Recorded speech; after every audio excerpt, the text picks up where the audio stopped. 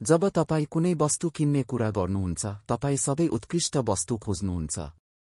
अनि सोच्नुहोस्, यदि त्यो वस्तु किनेरै नकिनिने खालको भए के गर्ने? ती तपाईका साथीहरू हुन्। साथीहरूले मानिसको जीवनका प्रवृत्तिहरूमा गहिरो असर पार्दछन्। त्यसैले पैगम्बर मोहम्मद सल्लल्लाहु अलैहि वसल्लमले भन्नुभयो, मानिस आफ्नो मित्रको धर्ममा हुन्छ, त्यसैले तिमीहरूमध्ये प्रत्येकले हेर्नुपर्छ ओ कससँग मित्रता गरिरहेको छ। शरीयतले धर्मपरायण व्यक्तिहरूसँगको मित्रता गर्न आदेश दिएको छ। हदिसमा आएको छ, विश्वासी बाहेक अरूसँग मित्रता नगर। धर्मपरायण व्यक्तिहरूसँगको मित्रता कहिल्यै निष्फल हुँदैन, चाहे त्यो कुनै सल्लाह होस्, परामर्श होस् वा उपयोगी जानकारी होस्।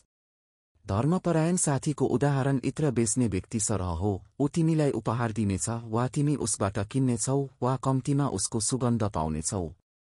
यिनीहरू आफ्ना साथीहरूका लागि उत्कृष्ट आदर्श हुन्छन् र तिनीहरूको सङ्गतले क्षमाको कारण बन्छ। जस्तो कि एउटा हदिस कुद्सीमा आएको छ, तिनीहरूको बारेमा जो धर्मपरायण व्यक्तिहरूसँग बस्न आउँछन्, मैले उसलाई पनि क्षमा गरे। यी त्यस्ता मानिसहरू हुन् जससँग बस्ने मानिस पनि वञ्चित हुँदैन।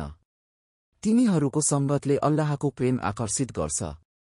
अल्लाह तआलाले भन्नुभयो, मेरो प्रेम तिनीहरूमाथि अनिवार्य भयो जो मेरो खातिर प्रेम गर्छन् र मेरो खातिर एकै ठाउँमा बस्छन्।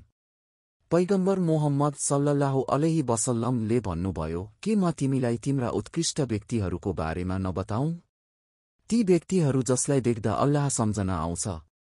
परलोकमा धर्मपरायण व्यक्तिहरू आफ्ना साथीहरूको लागि सिफारिस गर्नेछन् र भन्दछन्, हे पालनकर्ता, हाम्रा भाइहरू पनि हामीसँग नमाज पढ्थे, रोजा राख्थे र हज गर्थे, तर अहिले तिनीहरू नरकमा छन्। तब अल्लाह भन्नुहुनेछ, जाऊ र जसलाई चिन्छौ नरकबाट निकाल।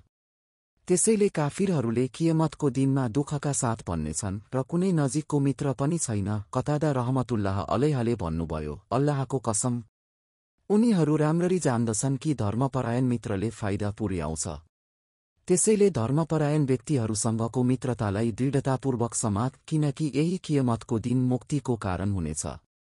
जस्तो कि कुरानमा भनिएको छ, त्यो दिन मित्रहरू एक अर्काका शत्रु हुनेछन्, धर्मपरायणहरू बाहेक, र भन्नुभयो, हे मेरा बन्दाहरू, आज न तिमीहरूमा कुनै डर छ न तिमीहरू दुखी हुनेछौ।